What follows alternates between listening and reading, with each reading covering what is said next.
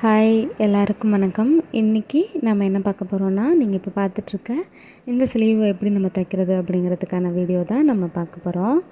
இதுக்கு லைனிங் நீங்கள் எப்போதும் எப்படி கட் பண்ணுவீங்களோ, அதாவது 3/4 அதிலாட்டி அந்த முழங்கைக்கு மேலே எவ்வளோவுக்கு வேணுமோ அந்தளவுக்கு நம்ம நறுக்கிக்கணும். நறுக்கி வச்சுட்டு நீங்கள் அந்த கரை இருக்கிற ப்ளவுஸுக்கு தைச்சிங்க அப்படின்னா, அந்த கரை கீழே வைப்போம் இல்லையா, அந்த கரை எவ்வளோ நீளம் இருக்குது அப்படிங்கிறத மெஷர் பண்ணிக்கோங்க. எனக்கு 4 இருந்தது, அதை நான் வந்து மெஷர் பண்ணிவிட்டு நான் அதுக்கு நேராக கோடு போட்டுட்டு டாட் போட்டேன். ஏன்னா ஃபஸ்ட்டு சைடு மட்டும்தான் நம்ம கோடு போடுவோம் இல்லையா, கோடாக போட்டோன்னா டாட் போட்டோன்னா 4 சைடுமே வந்துடும்ல, அதனால் நம்ம வந்து டாட் போட்டுக்கிறேன் நான். இந்த கோடு போட்டிருக்கோம் இல்லையா, அதுக்கு கீழே வந்து நம்ம கரை வைக்க போகிறோம். அப்போ மேலே தான் நம்ம வந்து டிசைன் வைக்க போகிறோம். அதுக்கு நான் இந்த மாதிரி இதுக்கு முன்னாடி ஒரு வீடியோ போட்டிருக்கேன் இல்லையா, அந்த வீடியோவில் பார்த்திங்கன்னா இது எப்படி வந்து நம்ம இதை ஜாயின் பண்ணுறது அப்படிங்கிறதுக்கானது நான் போட்டிருப்பேன். அதாவது எப்படி நம்ம எடுக்கிறது, இந்த மாதிரி வைக்கிறது அப்படிங்கிறதுக்கான வீடியோ நான் போட்டிருக்கேன்.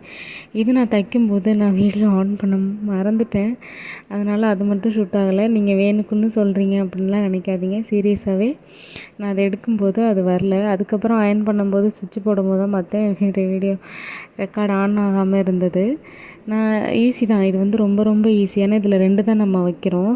இந்த மாதிரி காட்டன் சாரியில் வந்து கிளாத்து கம்மியாக தான் இருக்கும் இல்லையா, அவங்க வேறு கொஞ்சம் ப்ளஸ் சைஸுங்கிறதுனால நமக்கு துணி அந்தளவுக்கு கிடைக்கல. அதனால் நான் சொன்னேன், அவங்க இந்த ஸ்லீவ் தான் வேணும்னாங்க. இல்லை இது பத்தாது அப்படின்னதுக்கு லைட்டாக இருந்தால் கூட போதும் அப்படின்னு சொன்னதுனால தான் இந்த சைடு 2 அந்த சைடு 2 4 இதோட ஃப்ளார் மாதிரி நான் வந்து முடிச்சிருந்துருக்கேன்.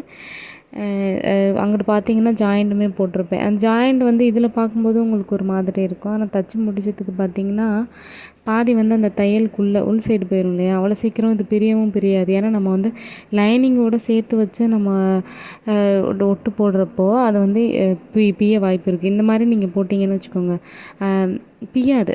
நான் நிறையா பார்த்துட்டேன். நான் லைனிங்கோடு போட்டதுக்கு மட்டும்தான் அந்த மாதிரியெல்லாம் எடுக்குதே தவிர, லைனிங் இல்லாமல் இருக்கிறது வந்து இந்த மாதிரி போட்டிங்கன்னா அவ்வளோ சீக்கிரத்தில் அந்த நம்ம போட்டிருக்க ஜாயிண்ட் வந்து பிரியாது. இது ஒரு டிப்பு தான், நீங்களும் அதை ஃபாலோ பண்ணி பாருங்கள்.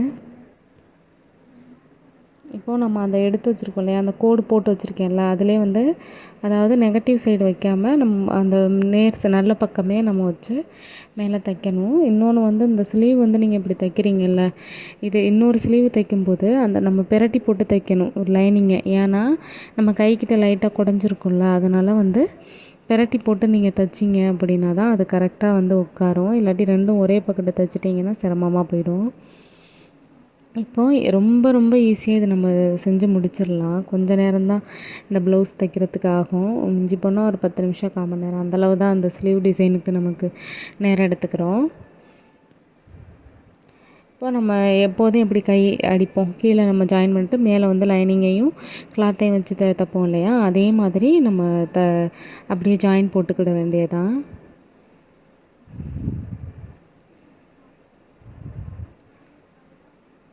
பார்த்திங்கன்னா உங்களுக்கே இது தெரியும், இது இவ்வளோ சிம்பிளாக அப்படிங்கிற மாதிரி தான் இருக்கும். அதே மாதிரி பிசுறும் எங்கிட்டும் தெரியாத அளவுக்கு தான் நம்ம வந்து தைக்க போகிறோம். 2 ஜாயின் பண்ணுறதுனால லைனிங்கையும் வெட்டி அப்படியெல்லாம் எதுவுமே வேண்டாம். ஃபஸ்ட் இது மாதிரி நீங்கள் தைக்கிறப்போ உங்களுக்கு நீங்கள் ட்ரை பண்ணி பாருங்கள். இதுக்கு முன்னாடி நீங்கள் அந்த மாதிரி கட் பண்ணி தைக்கிறவங்களா இருந்தாலும் இப்போ என்னோடய மெத்தட் படி நீங்கள் கட் பண்ணி தைச்சி பாருங்கள். உங்களுக்கு இது ரொம்ப ரொம்ப பிடிக்கும். அதே சமயம் வந்து இது வேலையும் நமக்கு வந்து கம்மியான நேரத்தை கொடுக்கும். ட்ரை பண்ணி பார்த்துட்டு கண்டிப்பாக சொல்லுங்கள். ஆனால் கொஞ்சம் எல்லாம் அடிக்கிறது எல்லாமே கோடு போட்டு தான் நான் அடிப்பேன். நேராக என்ன தான் நம்ம நேராக வெட்டினாலும் தைச்சாலும் எனக்கு வந்து ஒரு வேளை கொஞ்சம் குறைச்சிட்டு போயிடுச்சுன்னா, அதனால் நான் வந்து கோடு போட்டு தான் நான் அடிப்பேன். இப்போ நீங்கள் பார்த்தீங்கன்னா இதை நம்ம ஜாயின் பண்ணி முடிச்சிட்டோம் இல்லையா, அடுத்து நம்ம கரை இது பண்ண போகிறோம்.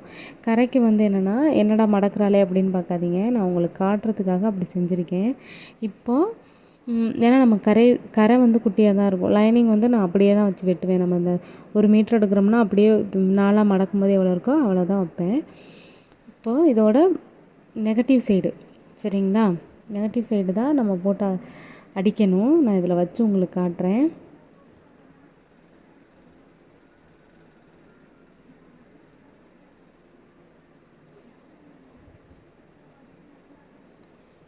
பாருங்கள், எதுக்காக வந்து கரையில் வந்து சென்டர் பாயிண்ட்டை நான் இது பண்ணேன்னா, ஃபுல்லாக கரை வச்சு அடிக்கிற அளவுக்கு நமக்கு துணி பத்தாது. அதனால தான் நான் அதை கரையை 2ஆக வெட்டிக்கிட்டேன்.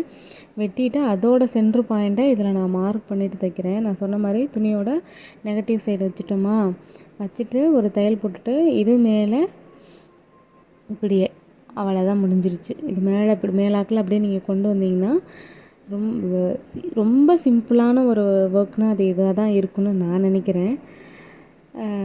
ஒரு தையல் இப்படி அமுக்கு தையல் நம்ம போட்டுற வேண்டியதான்.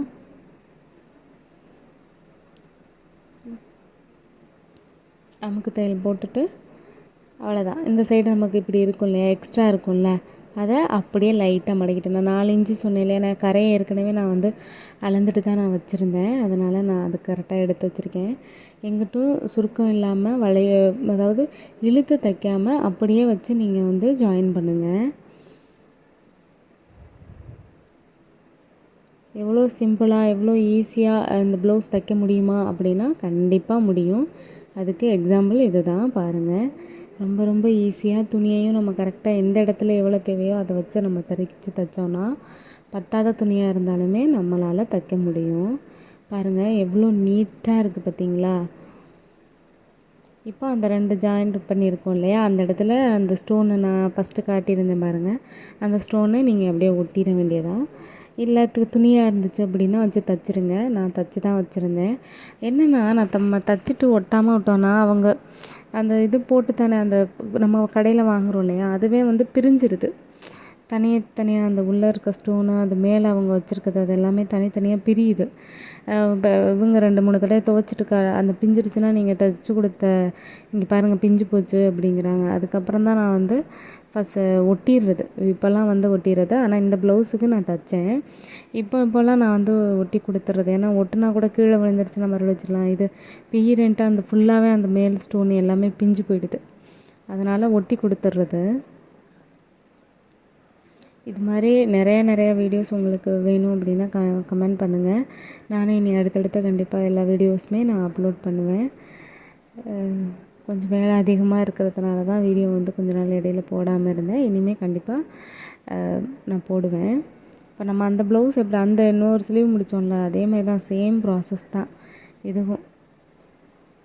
அதேமாதிரி டக்குன்னு நம்ம வந்து கரையை நெகட்டிவ் சைடு வச்சுட்டு அதே இங்கிட்டு திருப்பிட்டு நம்ம வச்சு தைக்க வேண்டியதுதான். அங்கிட்டு தெரிகிறவங்க எல்லாருமே எங்கள் பக்கத்து வீட்டு குட்டீஸ்.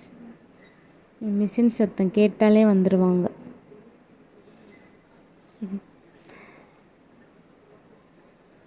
அப்படியே மடக்கிட்டு அந்த தையல் வெளியில் தெரியாமல் வச்சிட வேண்டியதான்.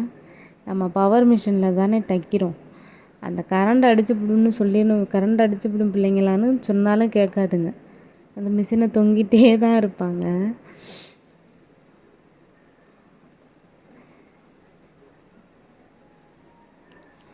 அப்படியே அமுக்கி தையல் போட்டுற வேண்டியதான். பார்த்தீங்களா எவ்வளோ ஈஸியாக எவ்வளோ நீட்டாக எவ்வளோ சூப்பராக ஒரு ப்ளவுஸ் நம்ம ஒரு 10 நிமிஷத்தில் தைச்சிட்டோம்ல. இந்த மாதிரி நிறையா வீடியோஸ் பார்க்கணும் அப்படின்னா என்னோடய சேனலை கண்டிப்பாக சப்ஸ்கிரைப் பண்ணுங்கள், லைக் பண்ணுங்கள், கமெண்ட் பண்ணுங்கள், ஷேர் பண்ணுங்கள். உங்களோட அதாவது என்னோட நல்லா தைக்கிறவங்க இருப்பீங்க கண்டிப்பாக. உங்களோட கருத்து எல்லாத்தையுமே நீங்கள் வந்து கமெண்டில் சொல்லுங்கள். நானும் என்னோடய தப்பு இருந்தால் அதை சரி செஞ்சுக்கிறேன். என்னோடய வீடியோஸ் பிடிச்சிருந்தா சப்ஸ்கிரைப் பண்ணிக்கோங்க. தேங்க்யூ.